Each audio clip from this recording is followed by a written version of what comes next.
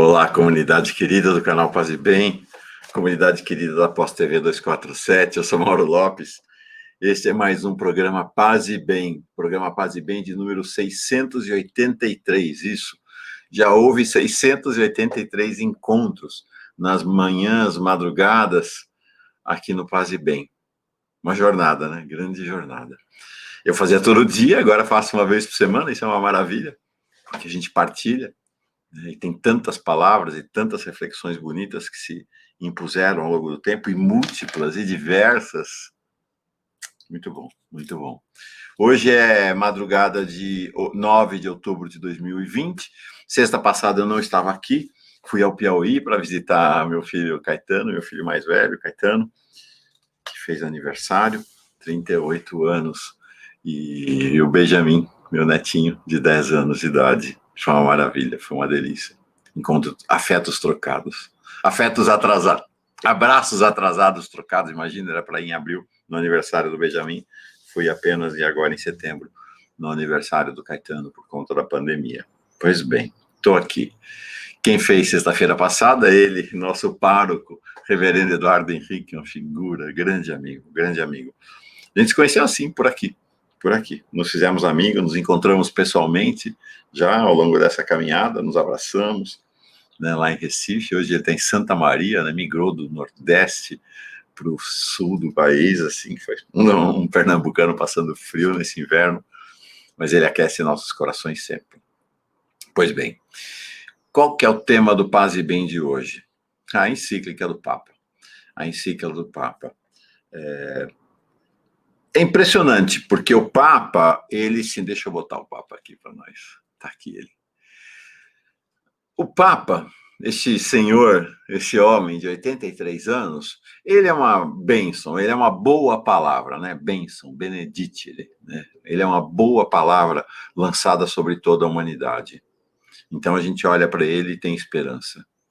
Mas, ao mesmo tempo, este homem de 83 anos, a presença dele é a denúncia do enorme vazio de lideranças mundiais hoje. Porque, de fato, ele é a única liderança em escala global que se confronta com o neoliberalismo, que se confronta com a extrema-direita, que se confronta com Trump, que se confronta com Bolsonaro, que se confrontou com Macri, que se confronta com todas as ditaduras e toda a injustiça do mundo. Então, a presença dele é vida, é esperança, é liberdade, mas é denúncia do vazio também. Onde estão os líderes mundiais, né, para se contraporem a esse tempo tão terrível, esse tempo marcado pela desgraça, né? Pela desgraça, não tempo de graça, né? Tempo da ausência de graça, né? Na política, nas relações entre os países, na dinâmica dos povos. É claro que há muita graça na minha vida, na tua, nos encontros, nos afetos trocados, mas o tempo em escala global é um tempo terrível. E aí está aí Francisco. Ele lançou essa encíclica, Tutti Fratelli, todos irmãos. E nessa encíclica, é a terceira encíclica do Papa Francisco. Houve uma primeira encíclica, Lumen Fidei, A Luz da Fé. Foi uma encíclica de chegada dele, de 2013, quando ele estava chegando no papado, uma encíclica que ele fez a quatro mãos com Bento XVI. Não tem, engraçado, essa encíclica não passa a história como algo muito, né, de grande relevância. Tem a sua importância, mas, de fato, ela foi uma encíclica de chegada, né, uma encíclica de chegada para falar sobre o tema da fé, mas ela não marcou a humanidade, não marcou. Acho que teve esse caráter, vamos dizer assim, da chegada dele em respeito ao antecessor, numa situação extremamente inusitada e delicada, que é um papa chegar com outro papa vivo, né, por conta da renúncia de um papa. Aí veio em 2015 a maravilha, Laudato Si, louvado seja, ó Senhor. O início do Cântico dos Cânticos de São Francisco de Assis. Laudato Si é uma quebra de paradigma. É talvez o documento mais revolucionário voltado para o tema do meio ambiente da história. Todas as pessoas rendem homenagem, não se acabam os estudos ao redor da Laudato Si. É o grande brado pelo planeta. lançado por Francisco e que se tornou no grande brado mundial pelo planeta. Ali ele assentou as bases de uma revolução ambiental sem precedentes de fato. Foi fantástica. Laudato Si realmente é uma revolução. E tem logo no começo da Laudato Si essa formulação, né? Que ele identifica que ele enxerga, como todos os cristãs, todas as pessoas do mundo deveriam enxergar os pobres como uma prioridade, e ele alinha o planeta dentre os pobres. É o planeta como um pobre dentre os pobres.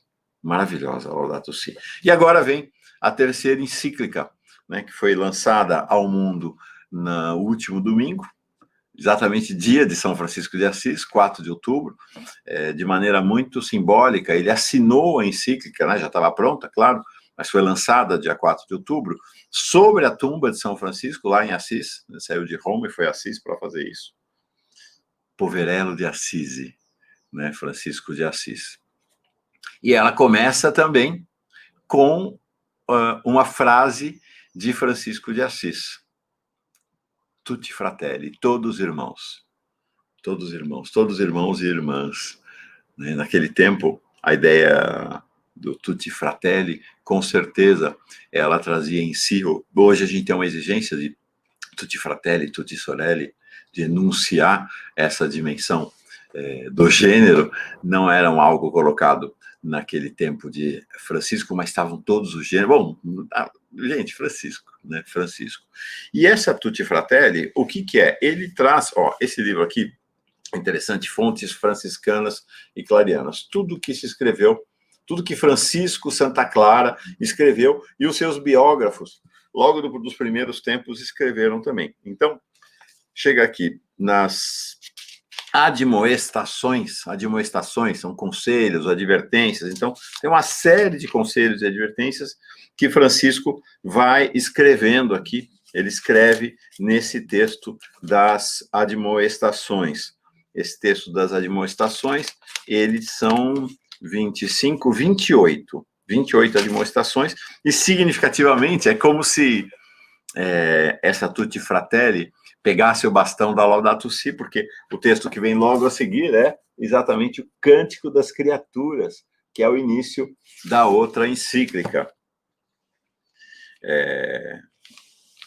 Louvado seja, meu Senhor, Laudato Si, ó Signore, né, o início da outra. E aqui, então, na admoestação 6, que tem como pequeno título, ou subtítulo, Imitação de Cristo, começa assim: irmãos todos, fratelli tutti. É uma característica, né, das encíclicas e documentos papais, que se pega uma frase de algum texto, esta frase de texto abre o texto, abre a encíclica, e ela é usada também como título. Né? Em geral, é assim que funciona. Então, irmãos todos, diz aqui, escreveu São Francisco, prestemos atenção ao bom pastor, que para salvar suas ovelhas, e aí segue uma citação do Evangelho de João. Então, muito significativo também que a referência seja ao bom pastor que São Francisco fez. E, de certa maneira, Francisco de Roma é também, nesse momento, um bom pastor para nós. Pois bem, o que eu fiz? Eu li a encíclica ao longo da semana. Ontem, no Paz e Bem, não está na Post TV 247, mas no Paz e Bem. Quando eu estou falando ontem, estou falando quinta-feira, 8 de outubro. Fizemos uma conversa, Faustino Teixeira e eu, sobre a encíclica. Na verdade, o Faustino falou, a gente teve um monte de problemas técnicos, então foi bem complicado, assim, do ponto de vista técnico, mas foi muito legal escutar o Faustino. Ele estudou, a Faustino é um grande estudioso, amoroso, e ele fez uma apresentação bem bonita sobre a encíclica. O que eu fiz? Eu separei, a encíclica é muito grande, deixa-me ver aqui, acho que são 200 e tantos tópicos. Deixa eu pular aqui para ver.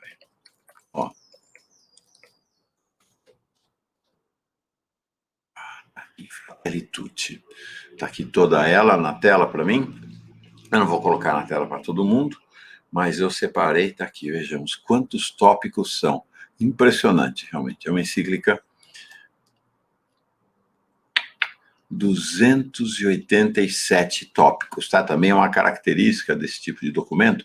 Cada parágrafo tem um número, para que depois seja fácil de identificar e reunir. Então, 286 tópicos, cada tópico com uma profundidade grande. Agora, diferentemente da Laudato Si, a Laudato Si foi um rompimento, né? Foi uma quebra de paradigma, como eu disse, uma revolução ambiental.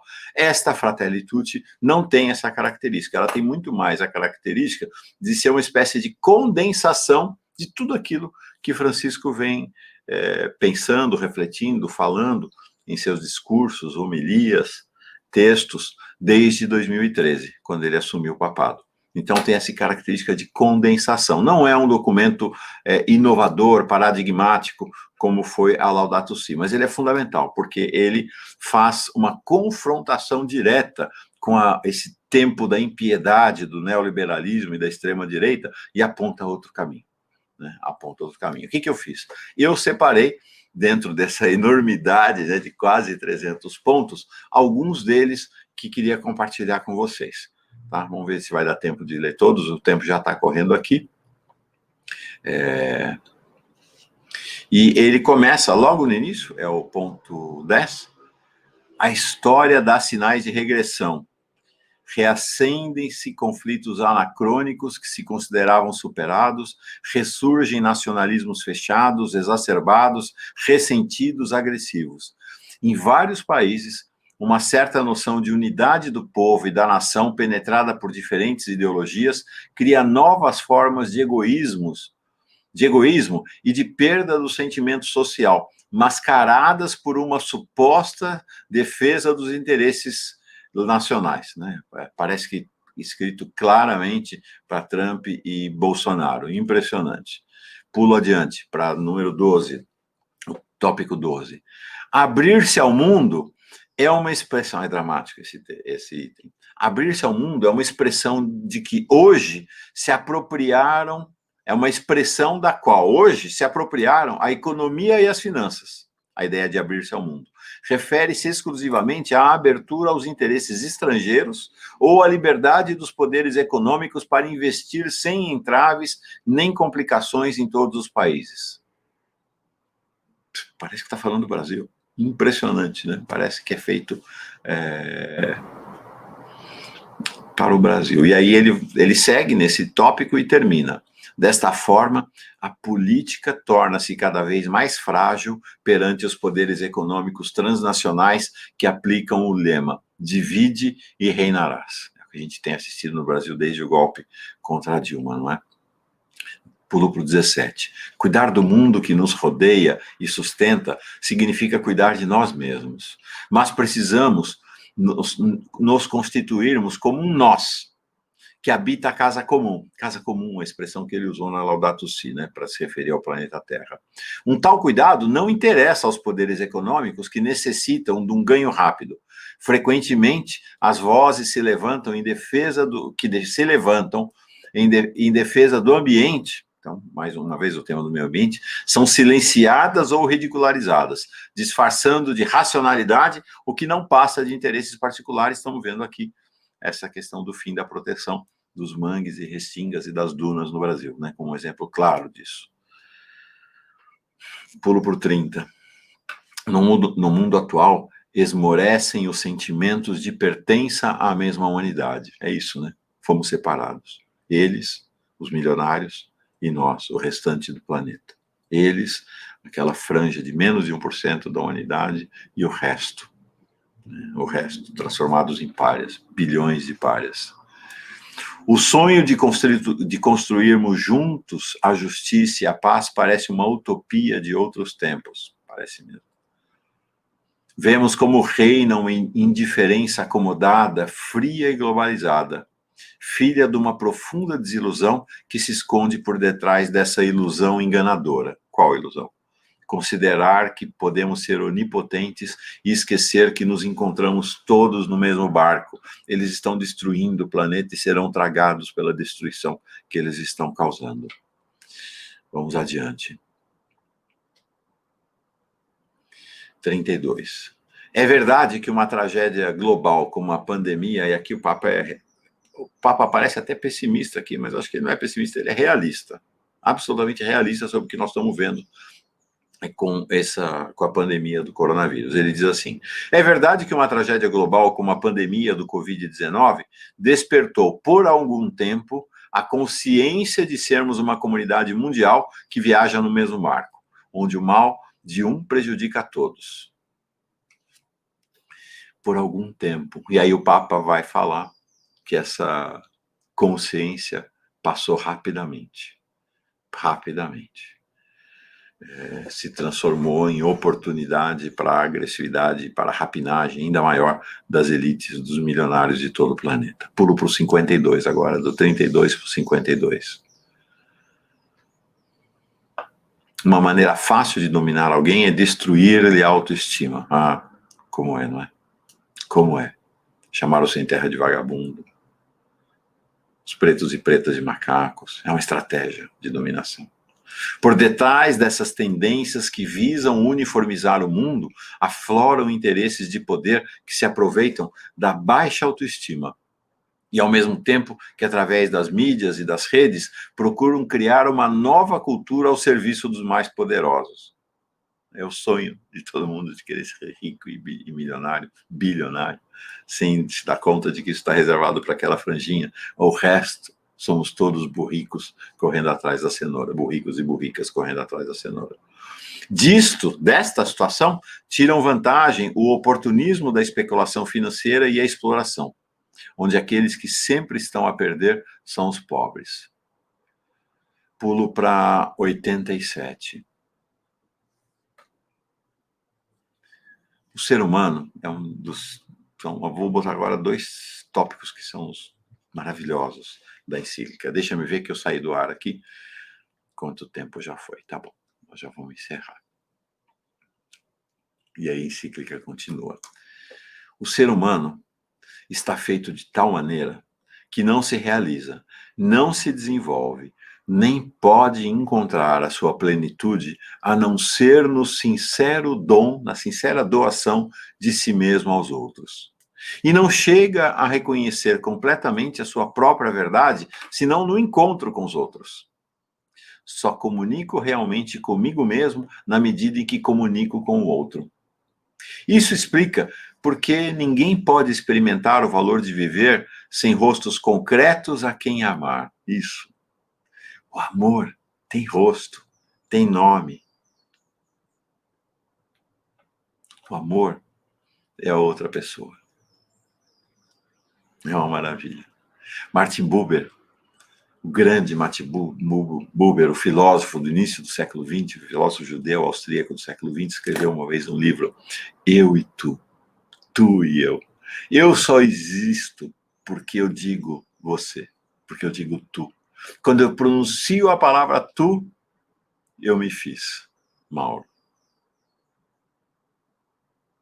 Quando eu pronuncio a palavra tu, em amor, eu me fiz ser humano.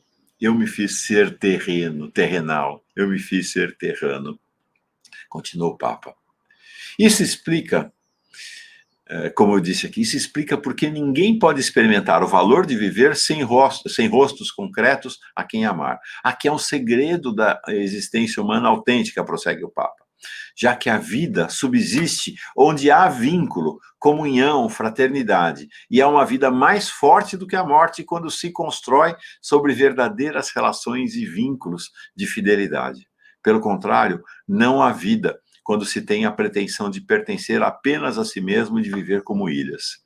Nestas atitudes prevalece a morte. A morte é a solidão. Essa é a morte. A vida é o amor, é o toque, é o gesto, é o encontro. E aí eu vou saltar lá para o 215, maravilhoso, né? No qual o Papa, nesse tópico 215, o Papa traz para dentro da encíclica todos irmãos e irmãs, o candomblé. Ele traz um trecho, uma citação do Samba da Bênção, de Baden-Powell e Vinícius de Moraes, que é um grande canto aos orixás. E aí ele começa exatamente com a citação do Samba da Bênção. A vida é a arte do encontro, embora haja tanto desencontro na vida. Aí prossegue o Papa. Já várias vezes convidei o mundo todo a fazer crescer uma cultura do encontro que supere as dialéticas que nos colocam um contra o outro. É um estilo de vida que tende a formar aquele poliedro que tem muitas faces, muitos lados. Diversidade é uma maravilha essa ideia do Papa. Mas todos compõem uma unidade rica de matizes, porque o todo é superior à parte. É maravilha essa ideia de que o encontro só acontece porque somos diversos e diversas. O poliedro representa uma sociedade onde as diferenças convivem, integrando-se, enriquecendo-se e iluminando-se reciprocamente. Embora isso envolva discussões e desconfianças, e quanto, não é? Na realidade, de todos se pode aprender alguma coisa. Ninguém é inútil, ninguém é supérfluo. Isso implica incluir as periferias. Quem vive nelas tem outro ponto de vista. Vê aspectos da realidade que não se descobrem a partir dos centros de poder onde se tomam as decisões mais determinantes. É uma maravilha. É realmente uma grande, grande maravilha. Ó, vale a pena ler a encíclica toda. A encíclica é uma maravilha, de fato. E aí o Papa vai... Eu separei muitos outros tópicos, mas não vai dar tempo, já está ficando... O tempo já urge.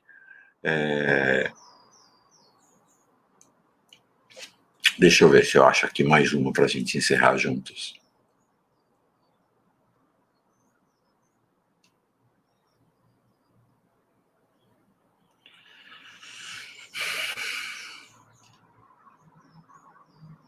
Ah, pronto. Vou encerrar com o penúltimo item, o 286.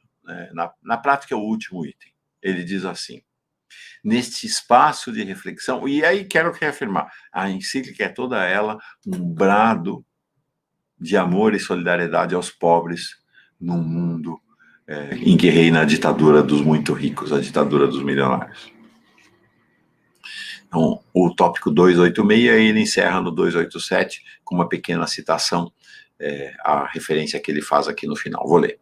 Neste espaço de reflexão, na encíclica, sobre a fraternidade universal, senti-me motivado especialmente por São Francisco de Assis e também por outros irmãos que não são católicos.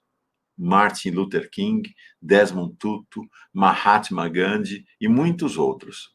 Mas quero terminar lembrando uma outra pessoa de profunda fé, que a partir da sua intensa experiência de Deus, realizou um caminho de transformação até se sentir irmão de todos. Refiro-me ao beato Carlos de Foucault. Carlos de Foucault já foi objeto de tantos programas aqui no Paz e Bem. Alguém que no início do século XX deixou a Europa, deixou a França, deixou o centro do cristianismo para ir morar no Saara, para fazer esse encontro com o islamismo maravilhoso, Carlos de Foucault. Então, é uma boa imagem para pensar a cultura do encontro, assim como Luther King, Tutu, Gandhi e tantos outros que o Papa cita, Vinícius de Moraes, Baden-Powell, todos. Que a gente possa se inspirar no Papa Francisco e nos fazermos irmãos e irmãs.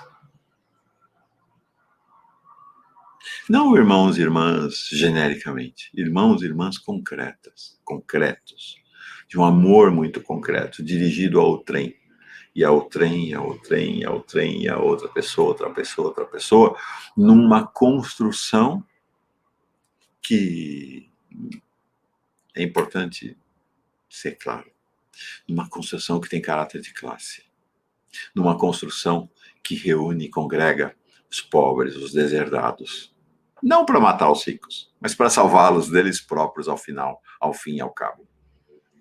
Mas precisamos, porque o planeta depende disso. Nossas vidas, dos nossos filhos e netos, depende disso. Bom, o tempo voou hoje, não vamos encerrar com meditação, Vamos encerrar com essa imagem bonita, deixa eu colocar ele aqui, do Papa, né, no meio da pandemia, dizendo, é possível, o amor é possível. Paz e bem, gente. Bom fim de semana, segunda-feira, 12 de outubro, dia de Nossa Senhora Aparecida, ela mesma uma imagem de convergência no país, né? Uma Maria preta, nesse país preto, nesse país preto dominado por uma minoria branca, agressiva e cruel. Sejamos todos irmãos e irmãs no caminho da construção de um mundo muito diferente desse atual. Paz e bem.